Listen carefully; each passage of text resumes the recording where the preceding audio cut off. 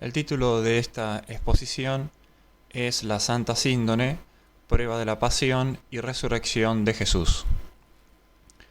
La sábana mortuoria de Cristo es, sin lugar a dudas, el objeto arqueológico más estudiado de todos los tiempos, a tal punto que se ha conformado una ciencia en torno a ella, la sindonología, llamada así porque en griego la sábana de lino se llama síndon. Nosotros expondremos en este trabajo la mayoría de los temas tratados por la sindonología, aunque en forma breve. Ciertos desarrollos propios de cada tema, detalles e hipótesis diversas, serán objeto de un trabajo escrito que complementará el presente. Las secciones de esta exposición serán las siguientes: presentación del objeto de nuestro estudio, dónde se encuentra actualmente y a quién pertenece, itinerario, es decir, los lugares donde estuvo la Santa Síndone, el puntapié inicial, la ciencia y la técnica al servicio de la fe, la sábana santa, prueba de la resurrección de Cristo, las pruebas de la autenticidad de la Santa Síndone, la cuestión del test del carbono 14 y la sábana santa, fuente de contemplación.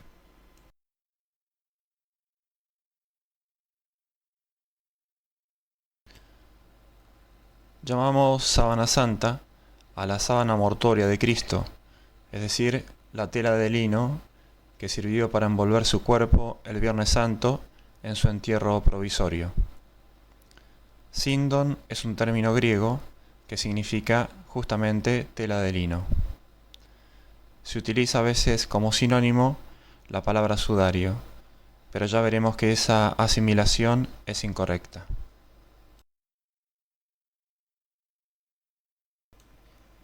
La síndone mide 4,5 metros de largo por 1,10 metros de ancho. Es sedosa al tacto y se mantiene flexible a pesar de su antigüedad. Es de color amarillento.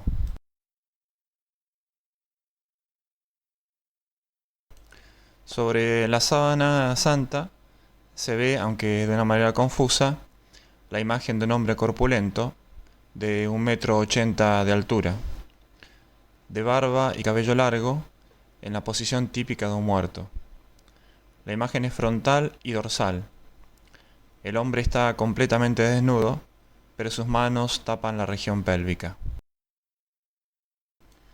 El rostro parece como una máscara, con ojos de lechuza, y como separado del cuerpo, a causa de la aparente falta de hombros. Las piernas solo se ven en parte, los pies no se ven en la parte frontal.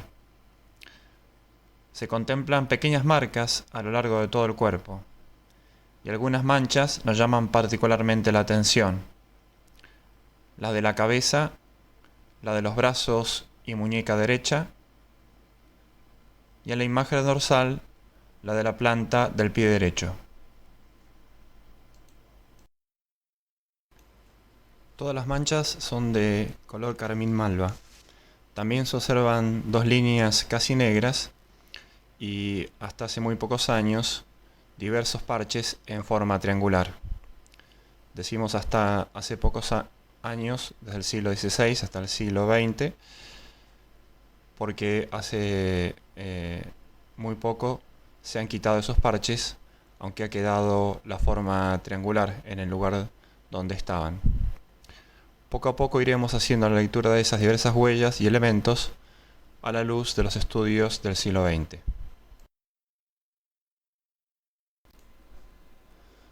¿Dónde se halla actualmente la Santa Síndone y a quién pertenece?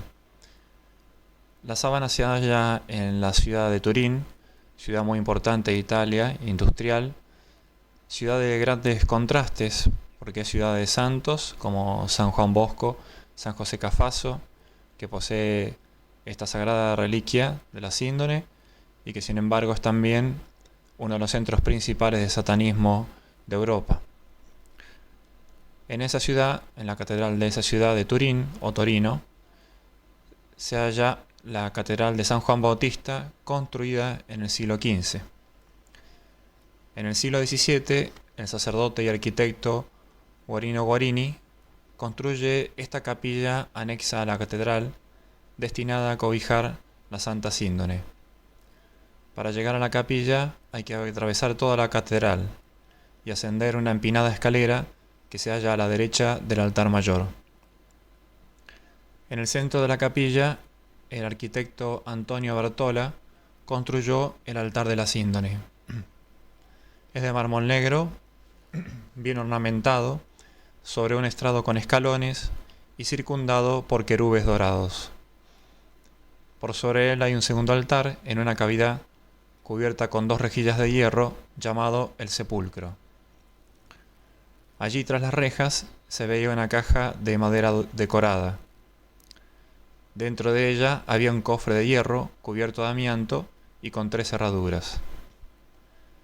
Finalmente, un cofre de madera de 1,22 m de largo, decorado en plata con escenas de la pasión de nuestro Señor, dentro del cual se hallaba enrollada la sábana santa.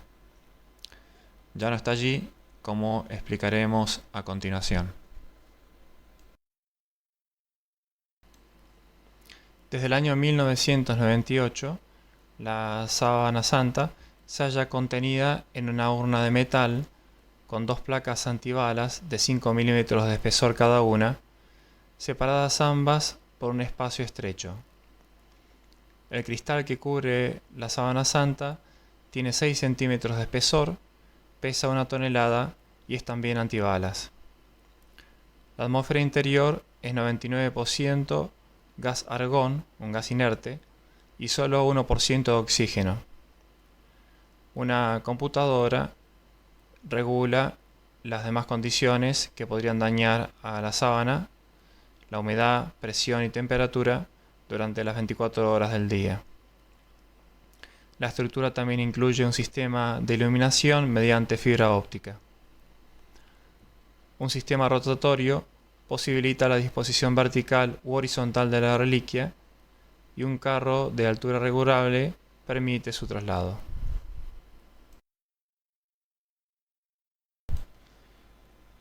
En el año 2000 se colocó la sábana en el lado izquierdo de la catedral, en un espacio situado bajo el tradicional Parco Real, desde el que los reyes de Italia podían asistir a misa. Reposa dentro de la urna blindada, de la cual hablamos, de casi 5 metros de longitud y que no es directamente visible al espectador.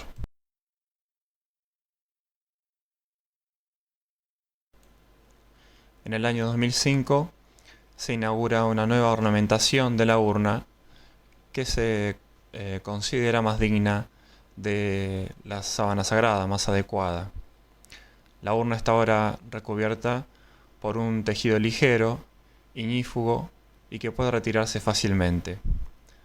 Su color recuerda a las cajas doradas que tradicionalmente han cubierto los grandes relicarios. Se ha decidido inscribir en el tejido las palabras de la oración que durante siglos han acompañado la veneración de la síndone. Tuam sindonem veneramur Domine, et tuam recollimus passionem. Veneramos tu síndone, Señor, y meditamos tu pasión. Aparecen también los símbolos tradicionales unidos a la pasión de Cristo, los instrumentos de su pasión, con una cruz de línea moderna en la que se enlazan la corona de espinas y los clavos. Encima se ha situado una composición de ramas espinosas de diversos colores, coronado todo con una fotografía del rostro de la síndone en negativo, que aparece suspendido en el centro de la estancia. También la iluminación se ha modificado para acomodarse al nuevo montaje.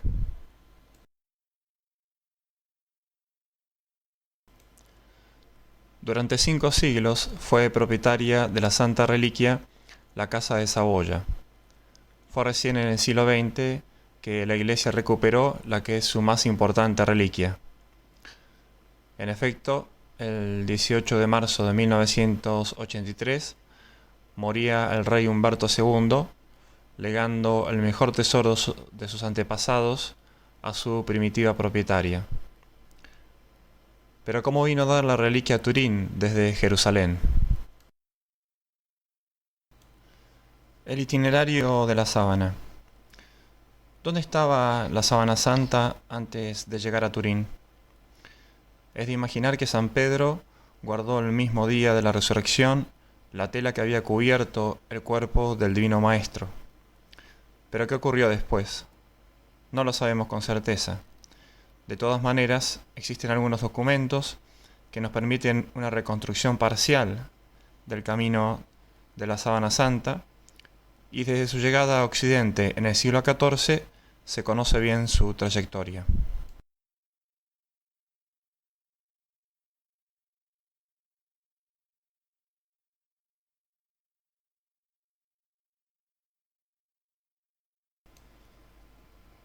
Estadía en Jerusalén desde el siglo I al siglo VI. Un texto anónimo del siglo XI dice a propósito de la cruz del altar de la Basílica de Santa Sofía en Constantinopla: su talla fue medida sobre la alta estatura de nuestro Señor Jesucristo, en Jerusalén, por hombres dignos de fe y estima. Esos hombres habían sido enviados por el emperador Justiniano I, estamos hablando del siglo VI, porque quería poner una cruz sobre el altar mayor que tuviera las medidas reales de nuestro Señor Jesucristo. De hecho, nuestro Señor medía, según la sábana santa, 1,80 m aproximadamente. La imagen que vemos de este templete, que se halla en la Basílica de San Juan de Letrán en Roma, se llama Mensura Christi y mide justamente 1,80 m, como testimonio entonces de este hecho histórico.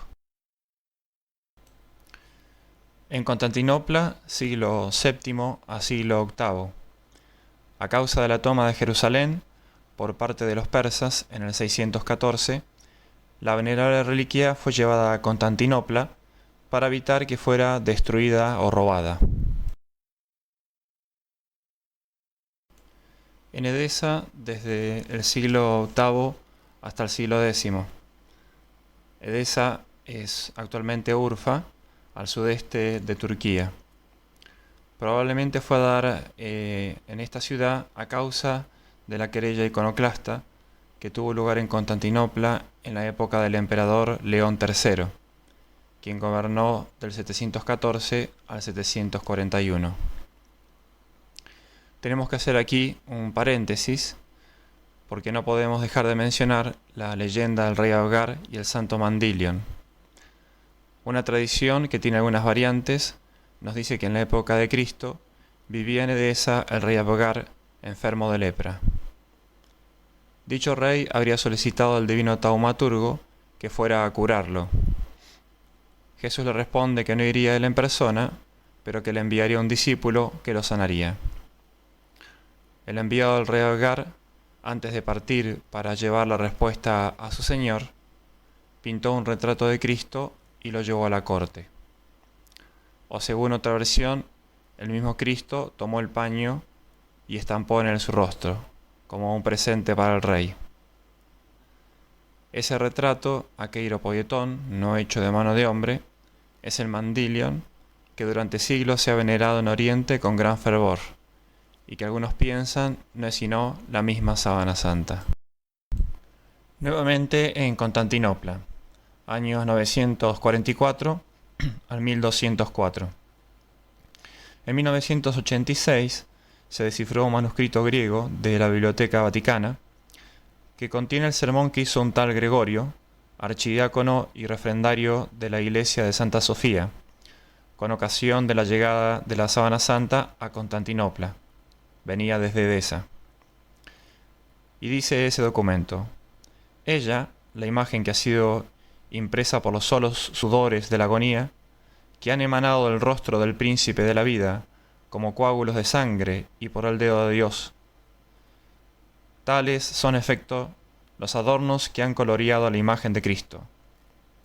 Y luego que aquellos se han derramado, esta, es decir, la imagen, ha sido embellecida por las gotas de su propio costado.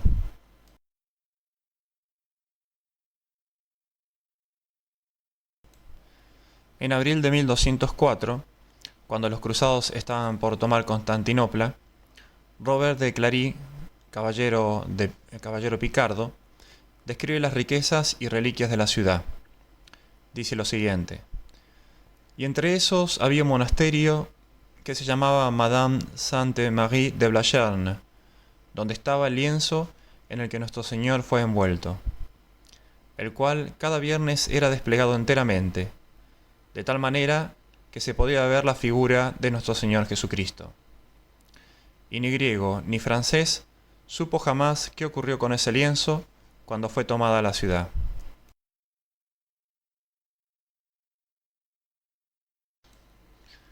En Grecia, del año 1205 a 1350.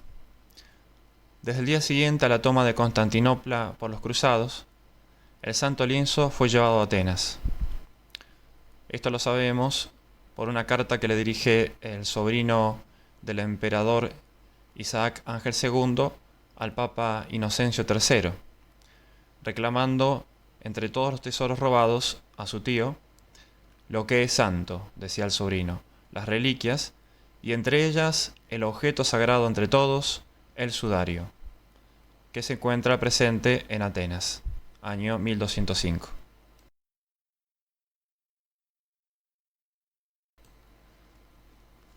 Última etapa del itinerario de la síndone, Lirey-Chambéry-Torino, es decir, del año 1355 hasta el siglo XX. No se sabe con certeza cómo llega la sábana santa desde Grecia a Francia. En todo caso, a mediados del siglo XIV, su propietario es Geoffroy de Charny, señor de Lirey, en Troyes. En 1452, su nieta, Marguerite de Charny, dona la sábana santa a Luis I, duque de Saboya, y éste la deposita en la sacristía de la Sainte-Chapelle de Chambéry, en Francia. Estando en Chambéry, la sábana santa sufrió un accidente. El 4 de diciembre de 1532 se incendió la sacristía de la capilla y en consecuencia se comenzó a derretir el cofre de plata en el que estaba encerrada la sábana santa. La plata funde a 962 grados. Nos preguntamos entonces, ¿cómo es posible que el sacro lienzo no se haya vuelto cenizas? Un canónigo y 2 franciscanos, después de arrojar agua al cofre, rescataron la sábana, pero no se pudo impedir que el enorme calentamiento del metal provocara el desprendimiento de 2 gotas de plata derretida que perforaron el lienzo en 16 puntos debido a los dobleces. El agua arrojada dejó también sus huellas en unas manchas en forma de rombos o círculos que se ven claramente a lo largo del lienzo. 2 años después del incendio, las clarisas de la ciudad se van a encargar de reparar los daños producidos por el incendio. Van a coser estos triángulos de color blanco para tapar los agujeros que había hecho las gotas de plata derretida, y para ello van a utilizar antiguos corporales como tela más digna para ser añadida a la sábana santa. Esa labor la hicieron puesta de rodillas y con mucha piedad y devoción. Hasta nuestro siglo entonces veíamos esos parches de forma triangular, pero en el año 2002 un equipo dirigido por la experta textil Mechtilde Fleury-Lembert va a realizar una obra de restauración. Van a extraer esos parches triangulares, aunque va a quedar allí el formato, las huellas de su antigua existencia. La labor la realizaron en el más absoluto secreto en la sacristía de la Catedral de Turín. Se suprimen entonces esos parches cosidos por las clarisas en Chambéry y se saca la tela de Holanda que había cubierto la sábana santa. por detrás.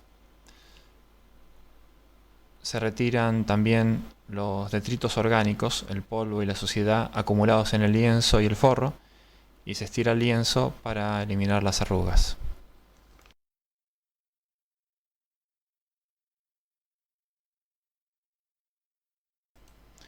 En 1578, San Carlos Borromeo, arzobispo de Milán, planeaba una peregrinación a Chambéry para venerar la Santa Reliquia.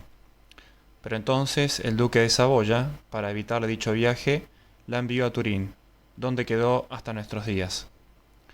En 1694 fue colocada en la capilla real en la Catedral de San Juan. El 12 de abril de 1997 sufrió un nuevo incendio que algunos consideran intencional. En todo caso, fue salvada de su desaparición por un bombero que, arriesgando su vida, rompió con una masa el vidrio especial, el cristal especial de la urna que contenía la sábana santa.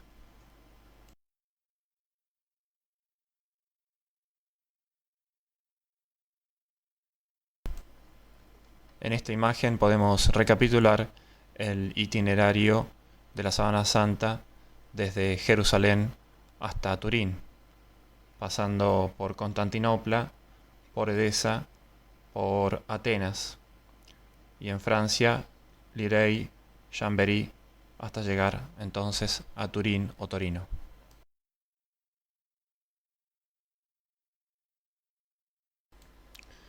El puntapié inicial de los estudios modernos sobre la sábana santa.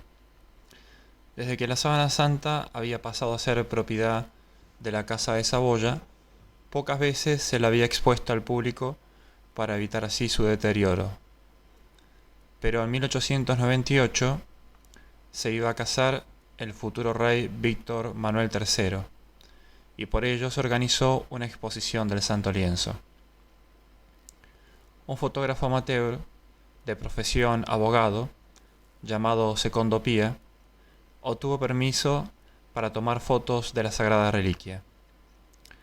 Para ello tuvo que armar un andamiaje, ya que la sábana santa pendía sobre el altar mayor. Sacó 2 placas con esta cámara. Aquella misma noche, Pia se dispuso a revelar las fotos. Cuando sacó la placa negativa del baño revelador, no podía entender lo que estaba viendo.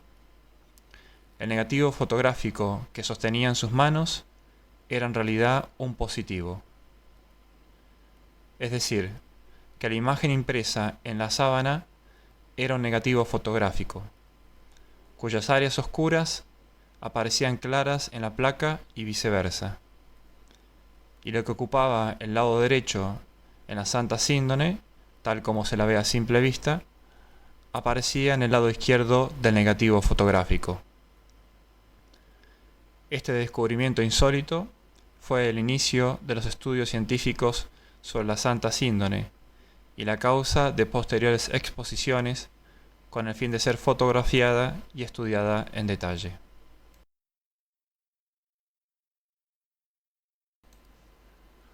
La ciencia y la técnica al servicio de la fe. Este ítem lo vamos a dividir en 2 partes. Primera parte, la pasión de Cristo y la sábana santa, con los datos que nos aporta el Evangelio, la arqueología y la medicina. La agonía en el huerto de Getsemaní. Dice San Lucas, y su sudor fue como coágulos de sangre que caían sobre la tierra. Lo que Lucas nos describe en su Evangelio, los médicos llaman hoy día hematohidrosis, y consiste en una vasodilatación intensa de los capilares subcutáneos. Distendidos al máximo, se rompen al contacto de millones de glándulas sudoríparas repartidas en toda la piel. La misma vasodilatación provoca una secreción intensa de esas glándulas. La sangre se mezcla con el sudor y entonces la superficie del cuerpo se cubre de gotas. Esas gotas se coagulan y los coágulos caen a la tierra arrastrados por el sudor. Este fenómeno, que lógicamente se ha dado raras veces en la historia de la medicina, se produce por una emoción intensísima, especialmente un profundo dolor o terror. Según cree el profesor Tamburelli, en la sábana santa hay vestigios de este sudor de sangre.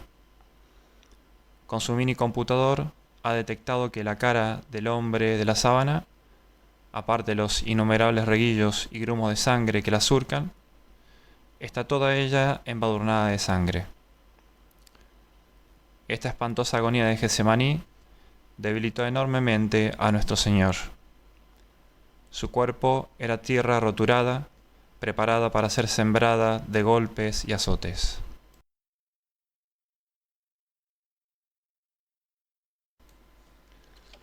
Las heridas del rostro. Entonces lo escupieron en la cara y lo golpearon, y otros lo abofetearon diciendo: Adívínanos, Cristo, ¿quién es el que te pegó? Mateo capítulo 26.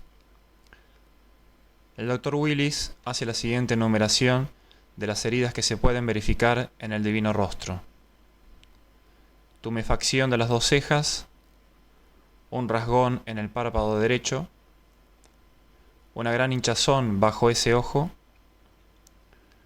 inflamación de la nariz, el cartílago dorsal ha sido fracturado,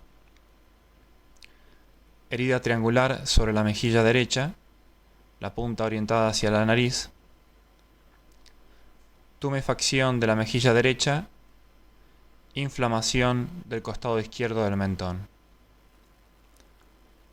Estas heridas son fruto de los golpes recibidos por nuestro Señor de parte de los soldados romanos, de los judíos del Sanedrín y también de las caídas en la vía dolorosa, ya que, como explicaremos, nuestro Señor se hallaba imposibilitado de amortiguar las caídas. Respecto de la fractura de la nariz, el doctor Giudice Cordiglia dice que fue producida por un bastón de unos 4 o 5 centímetros de diámetro, lo cual confirma una vez más la narración evangélica. En efecto, San Juan en el capítulo 18 nos dice que durante el interrogatorio en la casa de Anás, uno de los servidores le dio una bofetada diciendo: ¿Así respondes al pontífice? En realidad, el texto griego no dice bofetada, sino bastonazo, ya que utiliza el término rapisma, cuyo sentido original es eso. Rapis quiere decir bastón. También hay indicios de que parte de la barba ha sido arrancada, puesto que aparecen algunos claros en la zona, en el lado derecho. Y según Monseñor Ricci, un enorme gargajo le baja de la punta interior del ojo derecho hasta la parte inferior de la nariz. Isaías, en el capítulo 50, había profetizado: Ofrecí mi espalda a los que me golpeaban, y mis mejillas a los que me mesaban mi barba. No hurté mi faz a los ultrajes y a los salivazos. La flagelación. Dice San Mateo, en el capítulo 27, Entonces le soltó a Barrabás, y a Jesús, después de haberlo hecho azotar, lo entregó para que fuese crucificado. Las generalidades acerca de la flagelación. La flagelación era un castigo antiguo en Roma. Había dos clases de flagelación con distinto fin, sea como castigo o tortura en sí mismo, sea como preámbulo legal de toda condena a muerte, se tratase de crucifixión, decapitación u hoguera. Respecto al modo de flagelar, la flagelación se ejecutaba en el mismo lugar del tribunal. El condenado era desnudado completamente. Luego era atado a una columna con las manos arriba, de manera que apenas tocaba el suelo y quedaba prácticamente inmovilizado. El instrumento, con los hombres libres, se solía utilizar varas flexibles verdes de cualquier árbol. Con los militares, fustas o bastones. Con los esclavos y criminales, látigos. Tanto el flagrum como el flagellum terminaban en bolitas metálicas o en huesecillos. El número de golpes, para los romanos no había límite, pero en general se buscaba que el condenado no muriese, sino que cumpliera la sentencia. Entre los judíos estaba permitido hasta 39 azotes. Los efectos de la flagelación: las correas y los huesecillos o bolitas de metal arrancaban la piel y el tejido subcutáneo. Luego venía la dilaceración de los músculos esqueléticos subyacentes y el desprendimiento de pedacitos de carne sangrante. El dolor y la hemorragia provocaban generalmente un shock circulatorio. Respecto a nuestro Señor Jesucristo, en el negativo de la Santa Síndone son perfectamente visibles una gran cantidad de huellas de la flagelación por todo el cuerpo, salvo en los antebrazos y en los pies. La mayor parte se ven en la espalda. Como no todas son claras, varía la estimación de los sindonólogos, pero se puede establecer un promedio de 100 golpes. Esos golpes fueron dados por un flagelo que tenía 3 ramales, el llamado flagellum taxillatum, que era el más lacerante. La flagelación fue inferida en forma de abanico, a partir de un eje horizontal a la altura de los riñones hasta los hombros. Luego desciende hasta las piernas desde la derecha. Hubo 2 verdugos. Todos los golpes fueron inferidos de atrás. Los de la parte anterior son el resultado del enroscamiento de las tiras. Según el Dr. Barbet, nuestro Señor habría estado atado a una columna con los brazos en alto, y por ello no habría heridas en los antebrazos. Pero otros dicen que fue atado a una pequeña columna. En la iglesia del Santo Sepulcro en Jerusalén se venera un fragmento de columna de pórfido rojo de 75 centímetros de alto y unos 25 o 35 centímetros de diámetro, que una tradición inmemorial asegura ser la de la flagelación de nuestro Señor. Existe otra columna de tamaño similar en Santa Práxedes en Roma. Nuestro Señor estaba completamente desnudo, lo cual se comprueba por el hecho de que las heridas de las nalgas son tan profundas como las del resto del cuerpo. Hay quienes dicen que ni siquiera se salvaron de los golpes las partes pudendas. La coronación de espinas. Trenzaron también una corona de espinas y se la pusieron sobre la cabeza, y una caña en su derecha. Y doblando la rodilla delante de él, lo escarnecían diciendo: «Salve, Rey de los judíos». Y escupiendo sobre él, tomaban la caña y lo golpeaban en la cabeza. Mateo capítulo 27. Era habitual someter al condenado a toda suerte de malos tratos y burlas. En el caso de nuestro Señor, para burlarse de su título de Rey de los judíos, confeccionaron una corona con un arbusto espinoso de la zona y que probablemente tenían ya preparado para servir de alimento al fuego. Las espinas de ese arbusto son largas y puntiagudas. La corona de espinas no fue como estábamos acostumbrados a ver en nuestras imágenes, sino que tuvo forma de casco.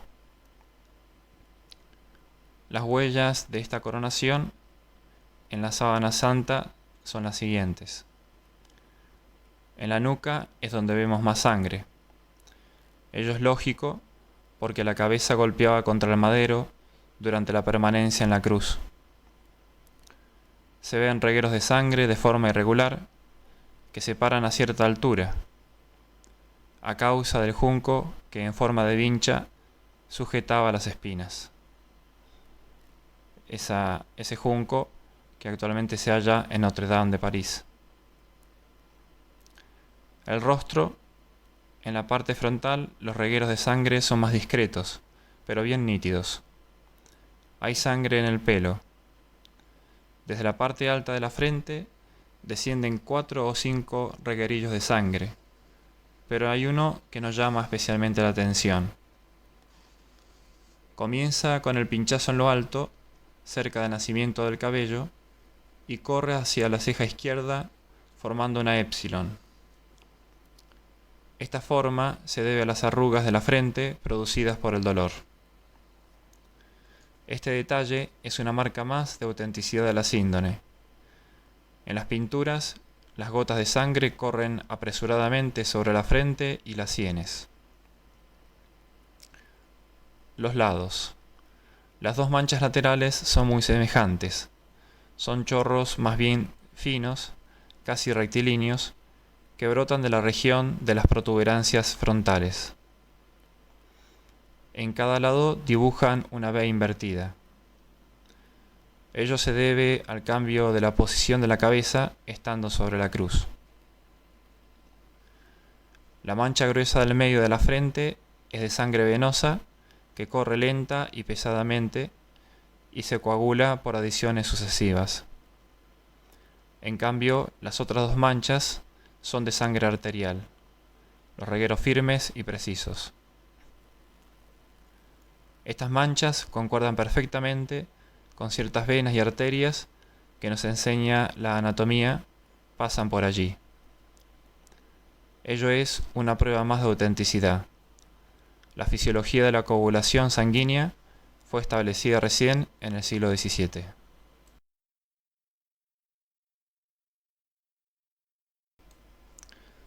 La crucifixión. Tomaron pues a Jesús, y él, llevándose su cruz, salió para el lugar llamado el Cráneo, donde lo crucificaron. San Juan, capítulo 19. Vamos a estudiar este punto en dos momentos.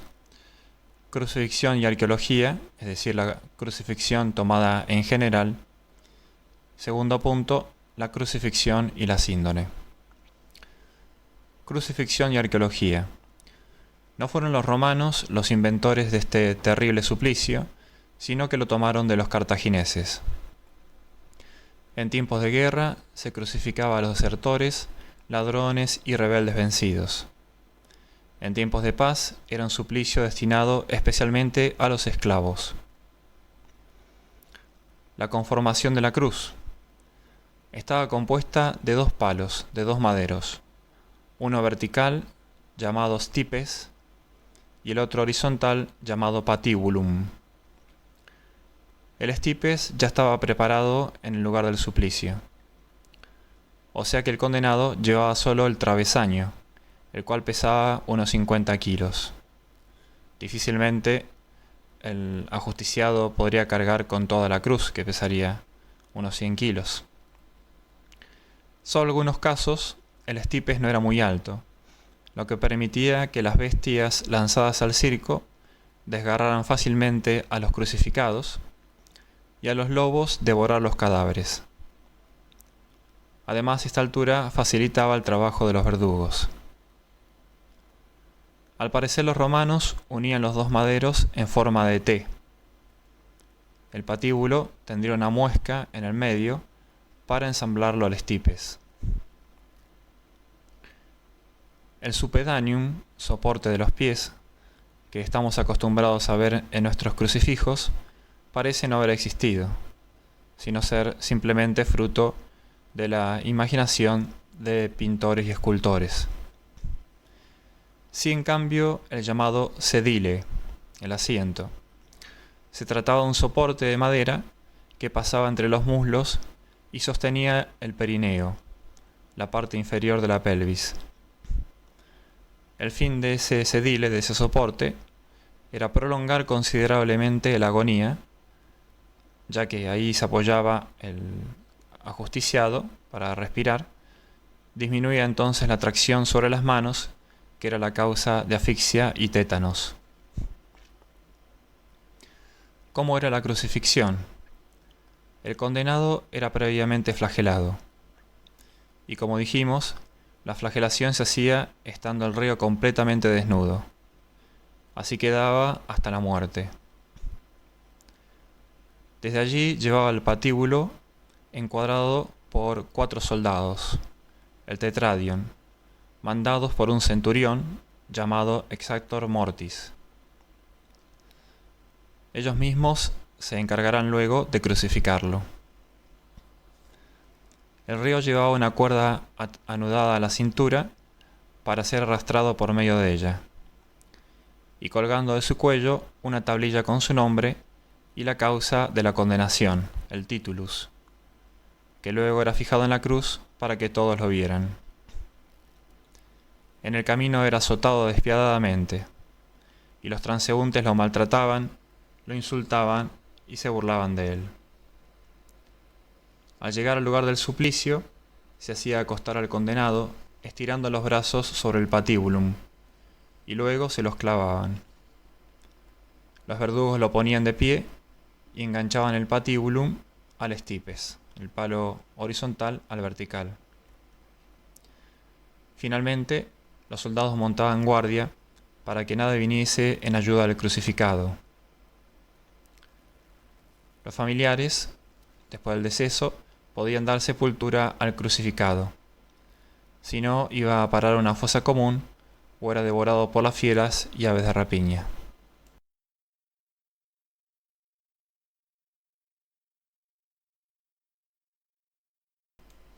Crucifixión y síndone. En primer lugar, las manos. Las manos en la sábana santa están cruzadas sobre el pubis, la izquierda sobre la derecha y la derecha tocando el muslo.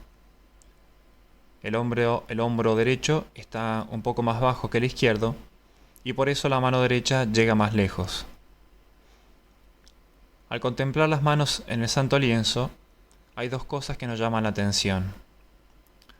En primer lugar, las manchas de sangre no se ven en las palmas de las manos, sino en las muñecas. En segundo lugar, en ninguna de las dos manos se ven los pulgares. El doctor Barbet nos da la explicación de ello. El clavo no atravesó la palma, sino la muñeca, el carpo. De lo contrario, el cuerpo hubiese caído, porque en las palmas no hay órganos transversales que pudieran soportar su tracción. Las manos se hubieran desgarrado. Los clavos pasaron por el llamado espacio de Destot, desplazando los 4 huesecillos que lo circundan sin romper uno solo. Pero por allí pasan los nervios medianos. Entonces han sido parcialmente cortados por los clavos. Y como esos nervios dan motricidad a los pulgares, el roce del nervio ha traído aparejado el repliegue del pulgar. Por eso no se ven en la sábana santa. Por otro lado, dichos nervios dan sensibilidad a todos los dedos. Así que el corte y frotamiento continuo tiene que haber producido a nuestro Señor un dolor indecible.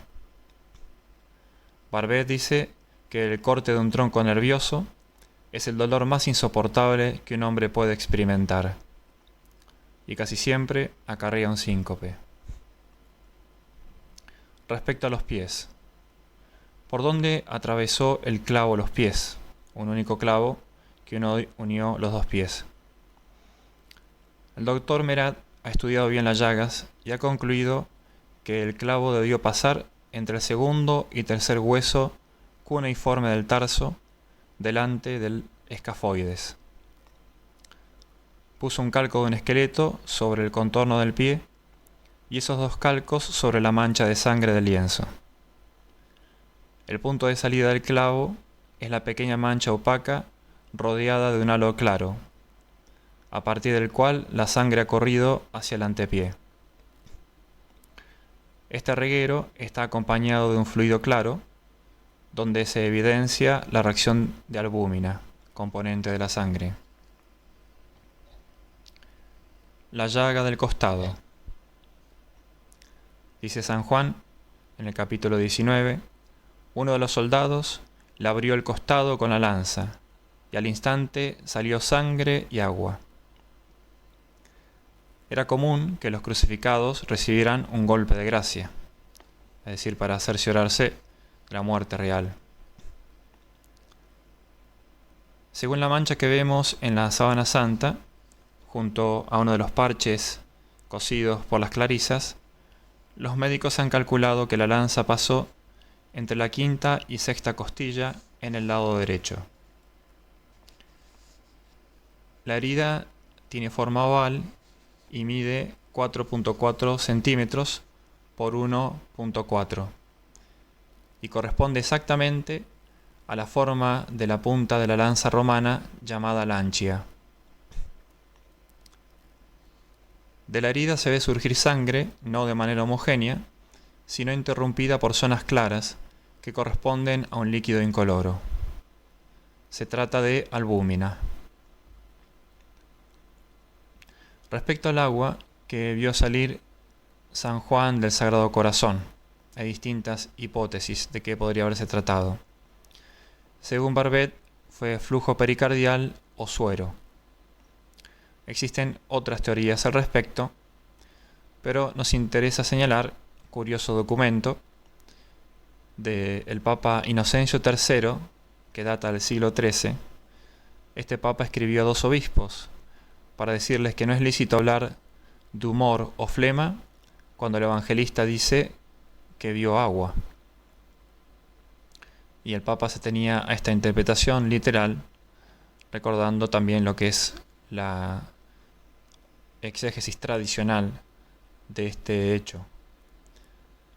El simbolismo del corazón abierto de Cristo por la lanza es la iglesia que nace del costado de Cristo dormido, como Eva nace de Adán, surge de Adán, ya que en la sangre y el agua que emanan del costado abierto de Cristo se simbolizan la Eucaristía y el bautismo.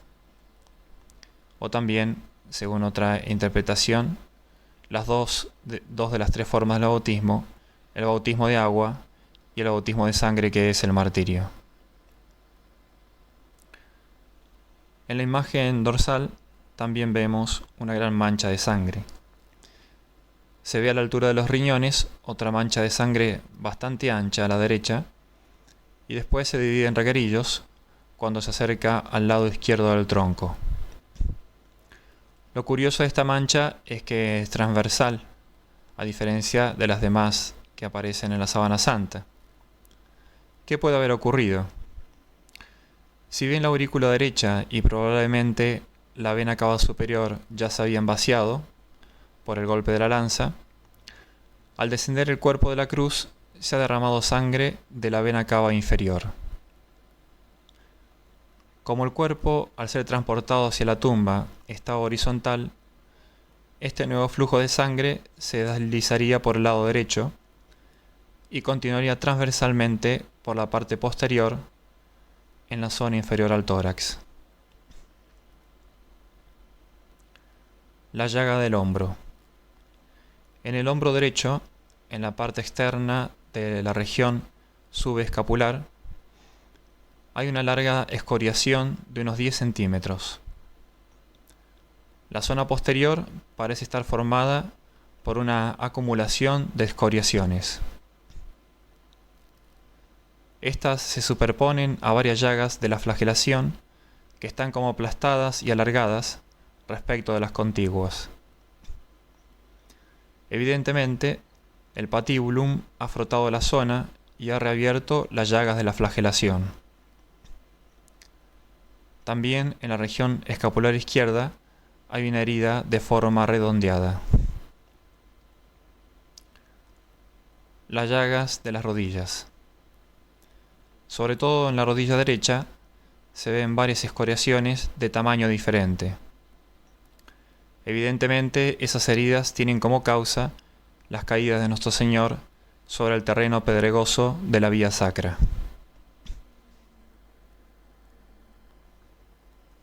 Finalmente, ¿cuál era la causa determinante de la muerte por crucifixión? Cicerón llama a la crucifixión suplicio soberanamente cruel y abominable. Lo que precedía y rodeaba la crucifixión eran factores que disminuían notablemente la resistencia física de la víctima. Y en el caso de nuestro Señor, debemos recordar todo lo que precedió a la crucifixión, como la agonía de Getsemaní, la coronación de espinas, la terrible flagelación, etc. Por otro lado, no toda persona sufre lo mismo frente a un mismo estímulo doloroso, porque no todos tenemos la misma sensibilidad. ¿Cuál no sería la sensibilidad del hombre Dios, consecuentemente a la perfección de su complexión física? Dicho lo cual, ¿cuál era la causa, en última instancia, de la muerte de los crucificados? La asfixia, acompañada de una tetanización total del cuerpo. Y ello, de que la causa de la muerte haya sido asfixia y de la tetanización, se verifica claramente en la sábana santa. Por un lado, toda la caja torácica está levantada y dilatada en inspiración máxima. Los músculos pectorales, inspiradores, están en contracción forzada, alargados y extendidos hacia las clavículas y brazos. La cavidad del epigastrio, sobre el estómago, está hundida como consecuencia de la elevación y expansión del tórax hacia adelante. Debajo de las manos cruzadas se ve sobresalir el hipogastrio, el bajo vientre. Los regueros de sangre que descienden del carpo al codo parecen seguir los surcos bien definidos que separan los largos músculos extensores de la mano sobre los antebrazos contracturados. Los muslos muestran marcadas protuberancias musculares que también señalan la contractura tetánica.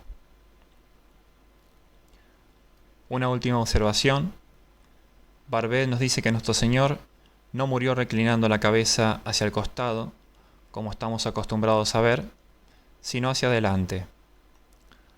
Al parecer, la tetanización habría afectado las dos masas musculares del cuello, derecho e izquierdo, y en consecuencia la cabeza habría quedado dispuesta simétricamente antes de inclinarse. De todas maneras, más allá de las causas físicas, debemos recordar que nuestro Señor ha muerto por su voluntad soberana, en el preciso instante en que Él quiso. Dice San Juan, cuando hubo tomado vinagre dijo, está cumplido, e inclinando la cabeza, entregó el espíritu. Yo pongo mi vida para volverla a tomar, nadie me la puede quitar, sino que yo mismo la pongo. El entierro.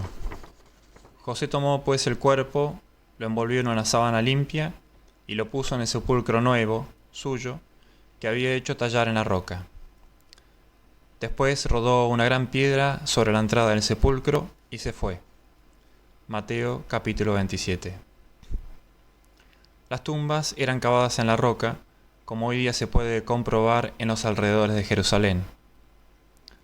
Cuando el cuerpo se descomponía, se colocaban los huesos en una urna.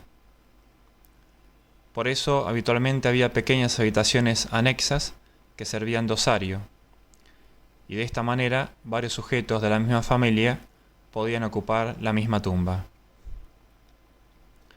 Era y es costumbre en Oriente Medio efectuar la sepultura lo más pronto posible, debido a la rápida descomposición de los cuerpos, a causa del intenso calor de aquellas regiones. Basándonos en los datos aportados por el Nuevo Testamento, las leyes del duelo judías y la arqueología, podemos establecer aproximadamente cómo sería un entierro judío. En primer lugar, se lavaba el cadáver, luego se afeitaban la barba y la cabeza y se cortaban las uñas de las manos. Se ungía el cuerpo con especies aromáticas.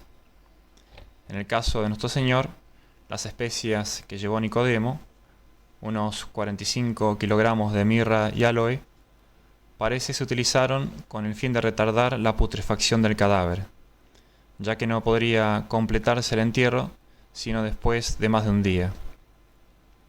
En cambio, los aromas que llevaron las santas mujeres estaban destinados a completar el rito mortuorio mismo. Se ataban los pies y las manos. Recordemos el caso de la resurrección de San Lázaro. Nuestro Señor manda que se lo desate. Se ponía un pañuelo alrededor del rostro, que sería el llamado sudario. Se envolvió el cuerpo en un lienzo. Al parecer, este lienzo era provisorio hasta que se terminase la preparación del cuerpo. Luego se lo revestía con su túnica. Notemos que en el caso de nuestro Señor, dado que se aproximaba el reposo sabático, no se pudo realizar el rito mortuorio completo. Por ello, su cuerpo no fue lavado, si no, no tendríamos hoy día las manchas de sangre. En esta imagen podemos ver ahora entonces como un resumen de las distintas llagas de la pasión de nuestro Señor Jesucristo, las distintas huellas que dejó estampada la pasión en la Santa Síndone.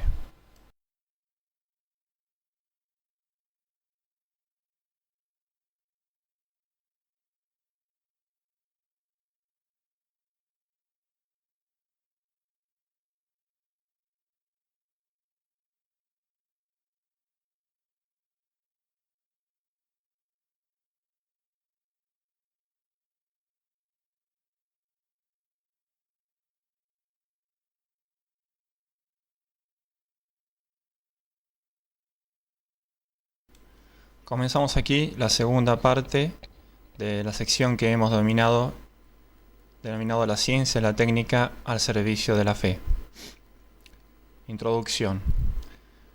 Desde el increíble descubrimiento de Pía en 1898, ha ido creciendo cada vez más el interés por la sábana santa. Ello llevó al nacimiento de una nueva ciencia, la sindonología. Existen diversos centros de esa ciencia, el primero, lógicamente, con sede en Turín. Y es con ocasión de las exposiciones del Santo Lienzo que los especialistas han podido estudiarlo.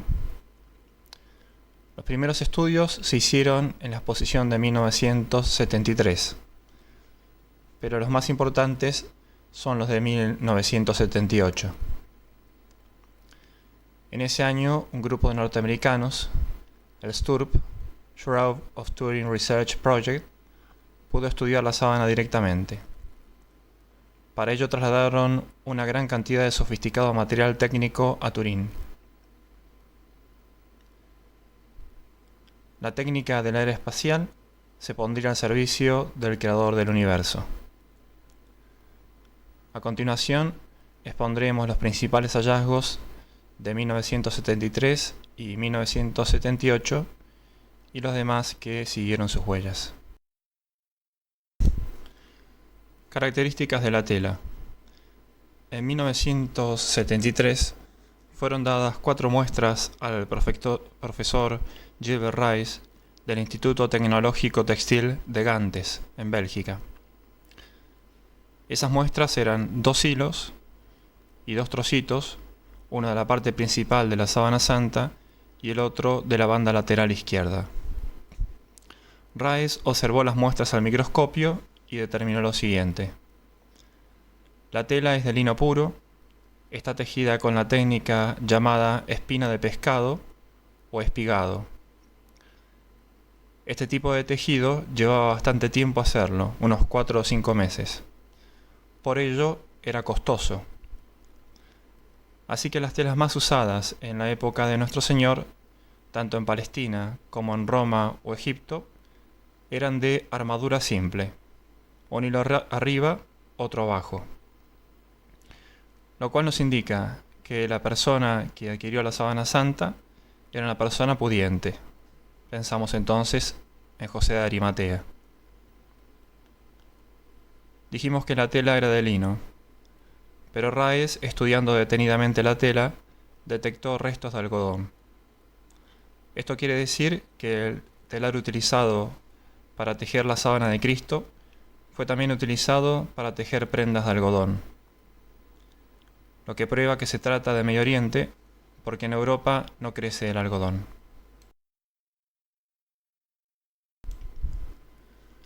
Descripción del cuerpo de nuestro Señor. No se trata de una descripción exhaustiva, sino de ciertos datos que nos aporta la Sábana Santa sobre el aspecto físico de Jesús. Medía aproximadamente 1,80 m. Tenía un cuerpo vigoroso y bien proporcionado. El doctor español Joaquín Carrasco dice que según cierto tipo de clasificación, corresponde al biotipo atlético, estimado como prototipo de la belleza física. El hombro derecho aparece un poco más bajo que el izquierdo, lo que se nota sobre todo en la imagen dorsal. Hay dos explicaciones de este rasgo. Por un lado, puede haber sido consecuencia del trabajo de carpintería, de una postura prolongada, y el brazo puede haber sido dislocado al tirar de él para clavarlo al patibulum, para que coincidiera con la marca ya hecha previamente en el madero, y allí clavar entonces la muñeca. El rostro es de rasgos bellísimos, a pesar de que se trata del rostro de un muerto. Como dice el doctor Hynek, si este rostro, después de las dolorosas contracciones y las congojas de la muerte gota a gota, es tan indeciblemente bello y conmueve desde la primera vez que lo vemos, ¿qué sería en vida? Un fotógrafo británico ha reconstruido la cabeza del hombre de la síndone en tamaño natural, obteniendo su perfil. Luego de estudiar esas fotografías, un famoso etnólogo, Carleton Coon, ha descrito al hombre como un tipo físico que se encuentra actualmente entre los judíos sefarditas o los árabes de la nobleza. Para el doctor Judica Cordiglia, el hombre de la Santa Síndone presenta tales características somáticas, tal perfección corporal, que podría y debería ser clasificado por encima y al margen de todo tipo étnico. Un detalle curioso, en la imagen dorsal se ve claramente que el cabello termina en cola, según el uso típico de los judíos en tiempos de Jesús. En base a ciertos datos, los científicos calculan que el hombre tenía entre 30 y 40 años.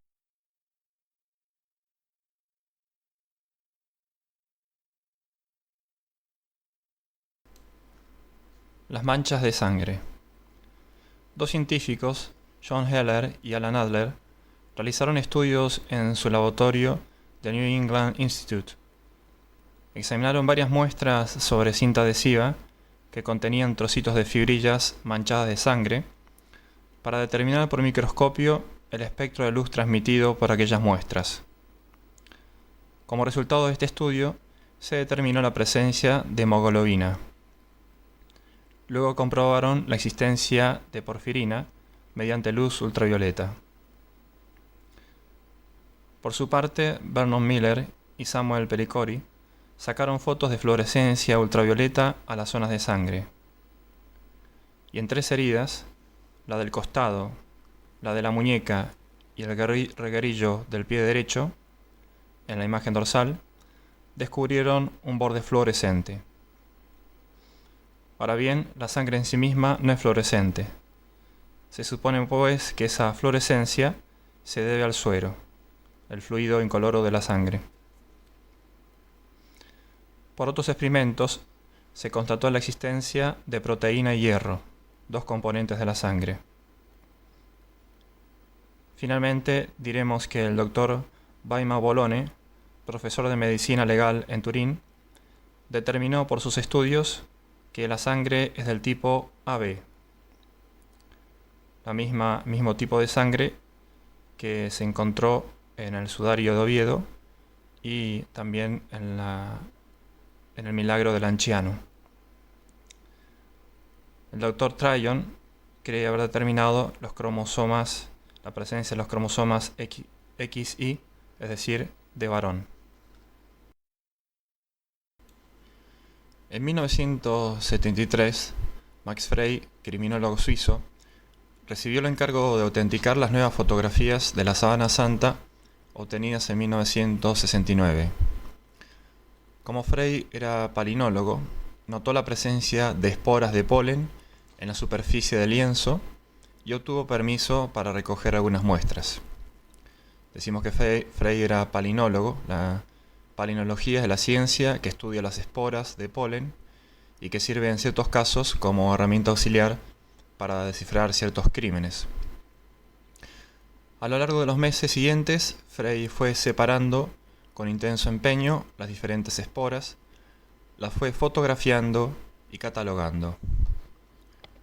Completó su estudio primero con las muestras obtenidas en 1978, porque él acompañó al grupo norteamericano, el STURP, y llegó a determinar la existencia de 57 especies de plantas a través del polen. 57 especies. Algunas de esas plantas son de Europa, lo cual es comprensible, dado que la Sábana Santa ha sido expuesta al aire libre tanto en Francia como en Italia. 3/4 partes de las especies encontradas crecen en Palestina. Y lo que es más, algunas especies ya no existen más. Existían hace 2000 años. Otras especies son propias de Anatolia, es decir, al sur de Turquía. Recordemos que la Sábana Santa estuvo en Edesa, lo que es la actual Urfa, ciudad de Urfa. Frey murió en 1983, pero otros científicos han continuado sus estudios. Y es interesante notar que no solo se han confirmado la existencia de esas diversas clases de polen, sino también de flores y plantas que se colocaron junto al cadáver. En este sentido, debemos citar al profesor Alan Wagner, que junto con su esposa logró determinar la existencia de 28 especies de plantas palestinas. 2 científicos judíos, especialistas en la materia, el doctor Avinoam Danin, catedrático de botánica de la Universidad Hebrea de Jerusalén, y el doctor Uri Baruch, experto palinólogo, han confirmado los estudios de Wagner y han hecho nuevas investigaciones. Danin publicó en 1998 un artículo en el que afirma que ha encontrado cientos de imágenes de partes de plantas y flores. La inmensa mayoría de las especies encontradas crecen en primavera, es decir, en el norte, marzo, abril, o sea, la época en que murió nuestro Señor. Ejemplos de las plantas halladas por estos investigadores: la Gundelia tourneforti, que crece solo en Medio Oriente. Otra planta hallada es la Zygophyllum dumosum, endémica en Israel, Jordania y el Sinaí. ¿Cómo se formó la imagen? Los estudios del STURP, del grupo norteamericano, descartaron definitivamente toda una serie de hipótesis acerca de la formación de la imagen. Se había dicho que era una pintura, que era fruto de la aplicación de productos químicos, etc. Pero las características de la imagen son argumento irrebatible contra tales teorías. Fundamentalmente 2: la tridimensionalidad y la superficialidad. Respecto a la tridimensionalidad, esta característica insólita de la imagen sindónica significa que la intensidad de colorido es inversamente proporcional a la distancia que separaba en cada punto la tela del cadáver. Inversamente proporcional, es decir, que a menos distancia, más intensidad de color de imagen. Y así la imagen alcanza el máximo de brillo en aquellas zonas donde el cuerpo toca el tejido: nariz, frente, cejas, etc. En cambio, la imagen es menos intensa allí donde cuerpo y tejido no se tocan: hueco de la órbita de los ojos, ambos lados de las mejillas. es una especie de registro de los relieves volumétricos del cuerpo. O sea que midiendo la intensidad de este colorido, se puede calcular y reproducir como una estatua el relieve del cuerpo envuelto por la sábana santa. A pesar de tratarse de una figura plana, es como si tuviera profundidad. Y eso no es efecto de un trabajo de perspectiva, sino de la imagen misma. Es como si la imagen tuviera volumen, a pesar de ser plana. Esta característica ya había sido intuida por Vignon a comienzos del siglo XX, pero fue verificada por dos técnicos de la NASA, el profesor de ciencias aeronáuticas Eric Jumper y el profesor de física John Jackson. Para sus estudios utilizaron un microdensitómetro electrónico y un instrumento diseñado para estudiar fotografías planetarias y estelares, el llamado BP8. La otra característica de la tela, de la imagen, es la superficialidad. Los científicos del STURP afirman que la celulosa de la tela padeció una transformación química en los puntos de contacto con el cuerpo, lo cual dio lugar a una decoloración. Se trata de un viraje de color, de un cambio del color, de las mismas fibrillas superficiales del lino. Viraje que no tiene más profundidad que unas micras. Así que vista al microscopio, se comprueba que la imagen es superficial. Solamente afecta la parte extrema superior de las fibras más externas de los hilos del lino. Esto solo excluye toda pintura, toda posibilidad de que sea una pintura. Porque si se tratase de pintura, la tela la habría absorbido, y los hilos de la tela estarían embebidos en ella. Además, no hay huellas de pinceladas ni direccionalidad de los trazos, es decir, la que le imprime la mano del pintor. Y bajo el microscopio no se detecta partícula pigmentaria alguna. Otras características de la tela: la estabilidad térmico-hidrológica, es decir, que no le afecta ni el calor ni el agua. Eso se demuestra, por ejemplo, por el incendio de Chambéry. La estabilidad química. El colorido de la imagen no puede disolverse, descolorarse o alterarse mediante reactivos químicos corrientes. Todas estas características de la imagen tiran por tierra con las hipótesis enumeradas antes de estos estudios. Por eso, los STURP propusieron la suya. La imagen se formó por una radiación térmico-luminosa. John Heller dice: científicamente hablando, la imagen de la síndone es un misterio. Por ello, los autores que se inclinan por una radiación luminoso-calórica emanada del cadáver nos hablan de una radiación misteriosa, diferente de las controladas por la ciencia actual. Un flash instantáneo de unas 2 o milésimas de segundo de duración y suficientemente fuerte como para chamuscar superficialmente la tela hasta 4 centímetros de distancia, virando el colorido de la celulosa y dejando sobre ella, con detalle, la figura del mismo cuerpo productor de dicha energía.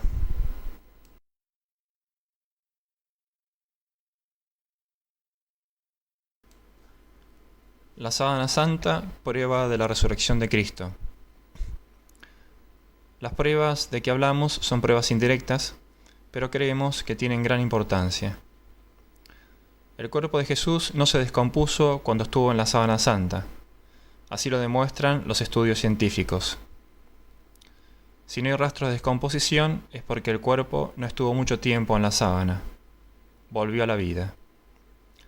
Como dice San Pedro en los Hechos, capítulo 2, David, con visión profética, habló de la resurrección del ungido, que ni sería abandonado en los infiernos, ni su carne experimentaría corrupción. La posición de los lienzos. Para ello hay que recurrir a una buena traducción de San Juan, capítulo 20, versículos 1 al 9, porque muchas veces las conocidas son erróneas o ambiguas. El padre Balaguer, luego de realizar un minucioso estudio semántico, traduce de la siguiente manera: Salió pues Pedro y con él el otro discípulo camino del sepulcro. Corrían ambos, mas el otro discípulo, como corría más aprisa que Pedro, le pasó delante y llegó primero al sepulcro. Y habiéndose agachado, vio los lienzos allanados. Con todo, no entró. Llegó también Simón Pedro en pos de él, y entró en el sepulcro y contempló los lienzos aplastados, yacentes, allanados, y el sudario que había estado en su cabeza, no aplastado igual que los lienzos, sino al contrario envuelto, arrollado dentro en su lugar. Por eso Juan vio y creyó, porque los lienzos estaban en el mismo lugar que cuando estaba el cadáver. Es decir, que el cuerpo resucitado atravesó la sábana, y es como que se hubiera deshinchado y caído en el mismo lugar. Los cuerpos resucitados tienen en efecto el poder milagroso de atravesar la materia, como hizo nuestro Señor en el cenáculo. Así que, como si el cuerpo se hubiera esfumado y la parte superior de la síndone se vino abajo, cayó sobre la inferior, sobre el banco, mientras que el sudario no estaba allanado, sino enrollado en su propio lugar, entre las dos partes de la sábana en la cabecera. Si conforme algunas traducciones el lienzo hubiese estado tirado en el suelo, Juan, en lugar de creer, podría haber pensado en el robo del cadáver. Otra cosa que nos indican los científicos: en el momento de imprimirse la imagen, el cuerpo levitaba. Según los técnicos de la NASA, en el momento en que se produjo la impresión de la imagen, el cuerpo estaba ingrávido, levitaba, y las dos partes de la tela, la superior e inferior, estaban prácticamente paralelas. En efecto, la presión del cuerpo sobre la parte de la sábana colocada debajo no era mayor que la presión que ejercía sobre el cuerpo la tela colocada encima del mismo. Ambas imágenes, la frontal y la dorsal, presentan prácticamente la misma intensidad de color, lo que no sucedería si la presión no fuera igual en ambas partes. Más bien, no hubo presión alguna. La forma en que se imprimió la imagen. Como dijimos, fue una irradiación lumínico-térmica de un cuerpo, lo cual podemos asociar con una de las cualidades de los cuerpos resucitados, la luminosidad o claridad.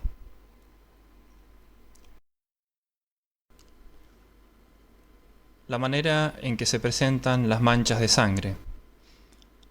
Por la nitidez y precisión que presentan, se prueba que no fue mano humana la que separó la sábana del cuerpo, porque habría desdibujado los contornos de las manchas. La sangre de las diferentes llagas se había secado al llevar el cuerpo a la tumba, pero la sangre se reblandeció por el ambiente húmedo y amoniacal de la tumba, y se hizo pastosa hasta lograr calcarse sobre la tela, porque las manchas de la sangre se formaron por contacto directo con la tela, no como la imagen del cuerpo que se imprimió a distancia y de manera misteriosa. Este fenómeno de formación de las manchas de la sangre sobre la tela se denomina fibrinólisis. La fibrina es una sustancia que se halla en la sangre. Ahora bien, el proceso fibrinolítico ocurre en un periodo determinado de tiempo. Antes de cierto tiempo, el calco es imposible o flojo. Después de demasiado tiempo, el calco se difumina por haberse licuado demasiado de la sangre. Teniendo en cuenta esto, y que las manchas en la síndone son nítidas, el cuerpo se tiene que haber separado de la sábana entre las 30 y 36 horas después del entierro, interrumpiéndose así el calco. También suponen algunos que la misma radiación que formó la imagen del cuerpo imprimió como a fuego las manchas de sangre que ya estaban en el lino, producidas por el calco directo sobre la tela. Por ello, tampoco estas manchas son solubles en el agua, pues apenas conservan los elementos propios de la sangre. Por lo mismo, ha costado tanto descubrir en ellas su presencia.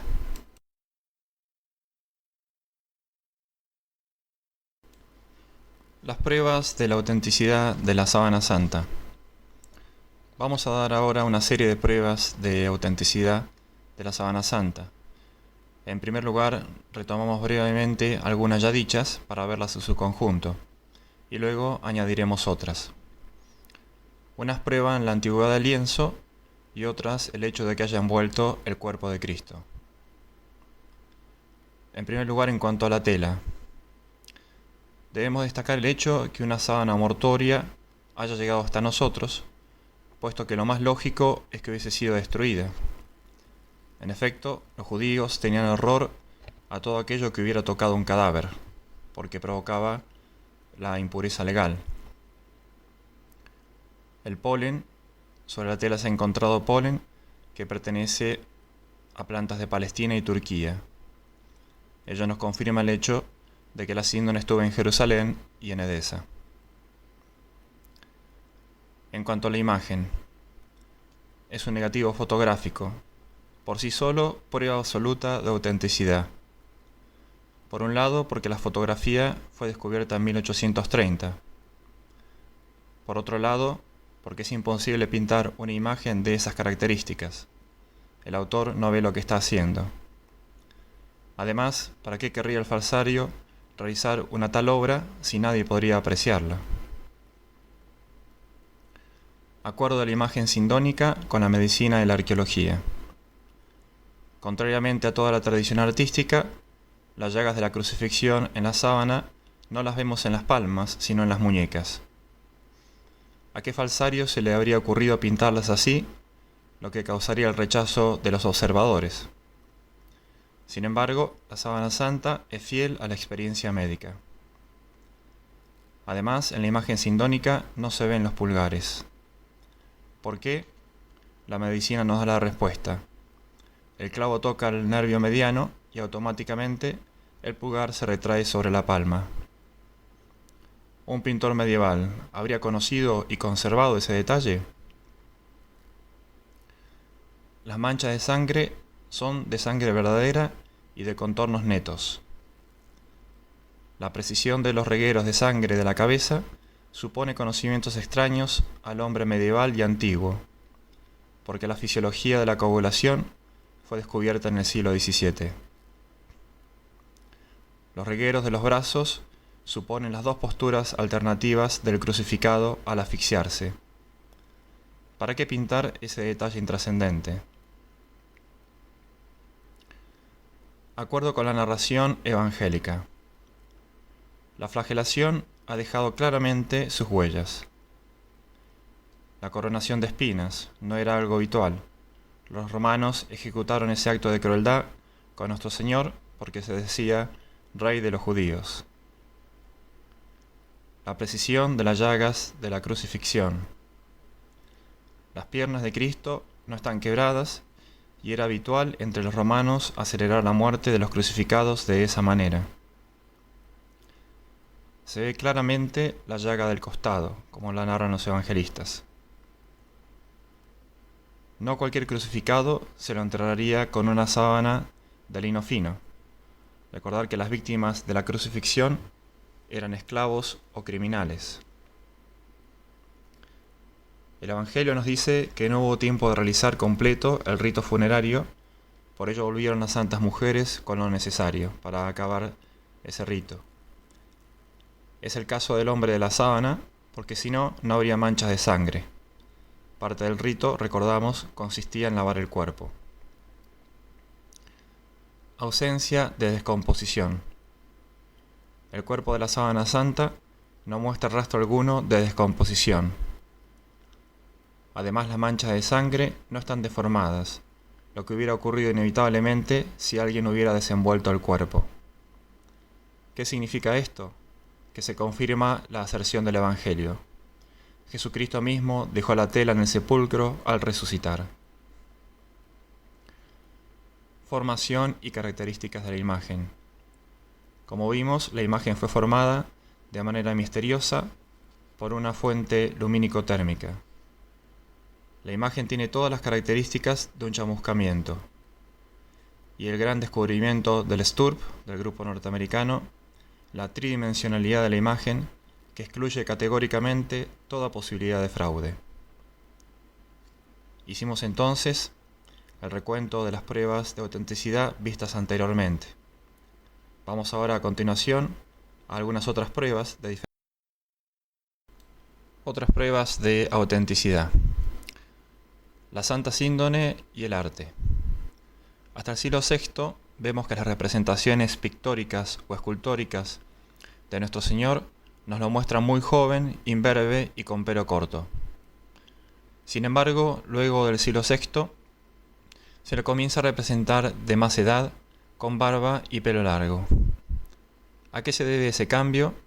A la contemplación de la Sábana Santa. Jan Wilson considera que hay unas 15 particularidades, comparando la Sábana Santa con pinturas, frescos y mosaicos bizantinos, que fundamentan la llamada teoría iconográfica. Por ejemplo, el triángulo invertido en la frente, con uno negro dentro, se encuentra en la mayoría de las obras comparadas. Otros detalles: la raya transversal en la frente, el orificio nasal izquierdo más dilatado, línea transversal que atraviesa la garganta, los mechoncitos de pelo que caen sobre la frente, zona ausente de la barba partida, etc. Veamos ello en el Cristo de Dafni, mosaico de la cúpula. Si los artistas de esa época pintaron con esos rasgos el rostro de Jesús, aun cuando resultara grotesco para nosotros, es porque respetaban la imagen modelo que consideraban sagrada. Por eso hoy día encontramos una gran semejanza entre las pinturas que conocemos y el rostro de la Sábana Santa, porque la tradición pictórica, artística cristiana ha respetado ese modelo. El manuscrito de Pray del siglo XII es un ejemplo de ello. En ese manuscrito se halla una copia miniatura de la Sábana Santa. El autor de dicha miniatura ha visto ciertamente la Sábana Santa, ya que aparecen los siguientes rasgos. Nuestro Señor está acostado sobre una tela que recubre todo su cuerpo, de la cual una extremidad pasa debajo de su cabeza y cubre el cuello de José de Arimatea en forma de bufanda. La mano izquierda toma la extremidad como si se preparara a recubrir la parte superior del cuerpo. En contra de toda la tradición artística, nuestro Señor está completamente desnudo. Las manos del difunto muestran solo 4 dedos, es decir, falta el pulgar, y también las de Nicodemo, lo que demuestra que el miniaturista había observado la anomalía sin comprenderla. Finalmente, sobre la faz externa de la Sábana Santa, el artista ha dibujado 4 pequeños círculos en forma de L invertida y otros 5 en la faz interior. Este dibujo corresponde a las huellas dejadas en la Sábana Santa por un incendio anterior al siglo XVI, ya que figuran en la copia conservada en Lier, Bélgica, que es del año 1516. Por su disposición simétrica en 4 lugares de la tela, estas marcas testimonian un incidente ocurrido antes de 1192, cuando la tela estaba plegada en 4. El padre Duval piensa que se ha debido a un golpe de incensario mal dado. Con lo que ya hemos dicho, hay para convencer al más escéptico de los científicos. Pero como nuestro Señor no se cansa de darnos muestras de su amor, así ha dejado un rosario de pruebas sobre la Sábana Santa. Las monedas de Pilatos. Al analizar su fotografía tridimensional, los científicos de la NASA vieron que sobre cada ojo del difunto había un objeto redondo pequeñito. Conocedores de las costumbres judías respecto al entierro, pensaron enseguida en dos moneditas de la época, los leptones. En efecto, los judíos acostumbraban colocar sobre los párpados de sus difuntos algún pequeño objeto para mantenerlos cerrados. Los pobres colocaban una piedrecita o trocito de cerámica, los ricos una monedita. Y es interesante señalar que el uso de la moneda desapareció en el siglo II. Lo que intuyeron los estudios de la NASA lo confirmó en 1979 un sacerdote jesuita, el padre Filas. Logró determinar que sobre el ojo derecho había un leptón mandado acuñar por Poncio Pilato en el año 29. En efecto, se ven 4 letras, Y, Kai, y un báculo llamado litus, que los augures empuñaban al proceder a sus augurios. Ahora bien, se sabe que solo Pilatos hizo acuñar este tipo de leptón. Normalmente los dibujos de los leptones eran palmeras, ánforas u otros adornos. Y respecto a las letras, encajan bien con la inscripción de los leptones que conocemos, que han llegado a nuestros días, y que en griego dicen de Tiberio César.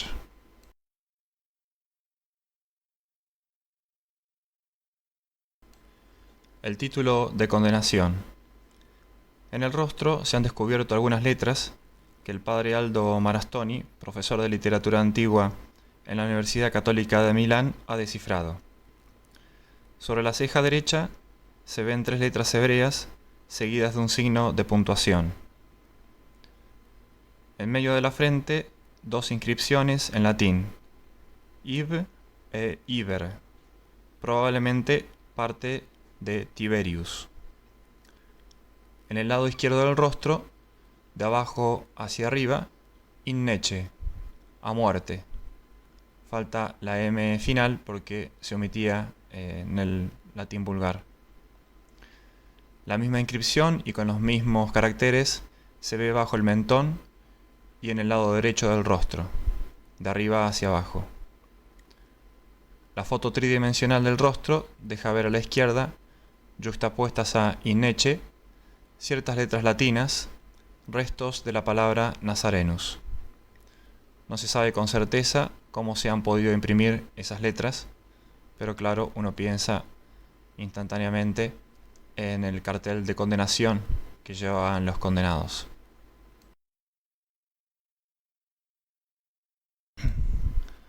La sábana santa y los papas. Para los católicos, la conducta de las autoridades de la Iglesia, especialmente del Papa, tiene tanto valor como cualquier prueba científica. Ahora bien, desde el siglo XV, los papas que han hablado de la Sagrada Reliquia lo han hecho a favor de su autenticidad. No solo eso, sino que han hablado del culto de la tría que se le debe por contener la sangre de nuestro Señor. En 1560, el Papa Julio II estableció una misa y oficio propios de la Santa Síndone para el 4 de mayo. León XIII, San Pío X, Pío XII, Pablo VI y el mismo Juan Pablo II han hablado de la sábana como una reliquia auténtica. Pío XI, en una audiencia a los jóvenes de la Acción Católica, dijo lo siguiente: «Certamente non di fattura umana, questo già si può dire dimostrato». Es una cosa sagrada, quizá como ninguna otra. Pablo VI dirigió un bello mensaje con ocasión de la ostensión televisada del 23 de noviembre de 1973. Juan Pablo II visitó Turín el 13 de abril de 1980. En su homilía dijo lo siguiente: «El misterio pascual ha encontrado aquí algunos de sus testigos y remarcables apóstoles, en particular en el siglo XIX y en el siglo XX. Por otra parte, no podía ser de otra manera, en la ciudad que conserva una reliquia insólita y misteriosa: el Santo Sudario, testigo singularísimo de la Pascua, de la Pasión, de la muerte y de la resurrección, si aceptamos los argumentos de muchos científicos. Testigo mudo, pero al mismo tiempo, testigo elocuente de una manera sorprendente. Por todo el cúmulo de pruebas, por la actitud tradicional de la Iglesia respecto a esta sagrada reliquia, no podemos sino lamentar la actitud irracional e impía que tuvieron los que serían los custodios de la sábana santa, como veremos a continuación. La cuestión del test de carbono 14. Uno de los estudios pendientes era el carbono 14, método utilizado en arqueología para determinar la edad de un objeto hallado. La negativa de la Iglesia durante un tiempo se fundaba en dos razones básicamente. Por un lado, que el método era imperfecto, y por otro, que era necesario cortar un trozo considerable de la sábana santa para que sirviera como muestra. Pero en el año 1988, el Vaticano permitió finalmente que se hiciera el famoso test. Los estudios fueron hechos por 3 laboratorios: uno de la Universidad de Oxford, otro de la Universidad de Arizona y del Instituto Politécnico de Zúrich. El coordinador sería el Dr. Tait del Museo Británico. Ahora bien, el resultado de dichos estudios es que la sábana santa no es la sábana de Cristo, sino un lienzo que data de entre los años 1260 y 1390. Así lo aseguró Tait. Así lo repitió el cardenal Ballestrero, el custodio, el encargado en ese momento de la sábana, en su conferencia de prensa del 13 de octubre de 1988. El cardenal agregaba que de todas maneras, aunque fuese un fraude, la Iglesia iba a continuar rindiéndole culto como un objeto más de piedad. ¿Qué decir de este veredicto? En primer lugar, que muchos científicos ponen en cuestión la eficacia del test del carbono 14, en sí mismo y para la sábana santa. En segundo lugar, que es demencial, anticientífico, aceptar una sola prueba contra decenas a favor de la autenticidad. Finalmente, algunos creen que se ha tratado de un fraude. Dicho fraude consistió en que la muestra analizada no era la sábana, sino de una tela medieval. En efecto, cuando el 21 de abril de 1988 se realiza la operación de extracción de muestras de la sábana, además de las 3 muestras previstas, 2 que no serían de la sábana santa, aparece una cuarta no prevista, que Tait encierra en unos sobres preparados por él mismo. Esa muestra resultó ser de una capa de San Luis d'Anjou, obispo de Toulouse, y que por ser del siglo XIII y en lino semejante al de la sábana santa, se prestaba muy bien para la maniobra de Tait. Como era de esperar, los sinodólogos no aceptaron el veredicto de la jerarquía y varios reaccionaron vehementemente. De las decenas de testimonios, vamos a citar solo 2. El primer testimonio se trata de un artículo de Escalón de Fonton, doctor en ciencias y experto en ecología, aparecido en Lourdes Aujourd'hui del 26 de marzo de 1989. Luego de objetar la eficacia del test de carbono 14 en general, dice que no era aplicable a la sábana santa por la contaminación que ha sufrido la sábana, y concluye: por todas estas razones, creo que aquel o aquellos que han afirmado que la datación obtenida por el método del carbono 14 nos da la fecha de fabricación de la sábana santa son unos incompetentes o tramposos, y aquellos que no reaccionaron negativamente cuando les propusieron utilizar tal método para datar la sábana santa son unos irresponsables e ignorantes. Y el segundo testimonio, con esto cerramos, es del profesor Luigi Gonella. Todo esto no es más que un complot. La Santa Síndone, fuente de contemplación. A través de ella conocemos la humanidad de Cristo, la que fue formada por el Espíritu Santo en las purísimas entrañas de María Santísima, la que caminó por esta tierra, la que recibimos en la Eucaristía. Apoyo, por tanto, para meditar en los misterios de Cristo. Muy especialmente, como nos aconsejan los santos, para meditar en los misterios de su santa pasión. Y contemplando el divino rostro que aparece estampado en la sábana, recordar las palabras que el Maestro le dirige a Felipe, cuando Felipe le pide que le muestre al Padre. Felipe, tanto tiempo que estoy con vosotros, conviviendo con vosotros, y no sabéis que quien me ve a mí, ve a mi Padre. Arthur Loth, laureado por la Academia de Inscripción et Belles Lettres de París, contemplando el negativo de Pía, dice lo siguiente: lo que más sorprende el ánimo en esta extraña y conmovedora aparición es la serena grandeza, la calma divina de aquel rostro, no obstante las crueles señales de toda suerte de sufrimientos. Ve uno verdaderamente en ella el Hijo de Dios, y la naturaleza divina, resplandeciente y majestuosa, aparece allí tras la naturaleza humana crucificada. Algo, sin embargo, cautiva principalmente en ella la atención, y es la especie de vida misteriosa que conserva aquel rostro muerto. La resurrección se anuncia desde el entierro. Aquella augusta cabeza piensa, ruega y perdona, como no ha cesado jamás de hacerlo. No es un cadáver cualquiera el que se tiene ante los ojos. Es el cuerpo de aquel que ha dicho: yo soy la resurrección y la vida. Y uno se apresura a repetir como el centurión: este era, en verdad, el Hijo de Dios.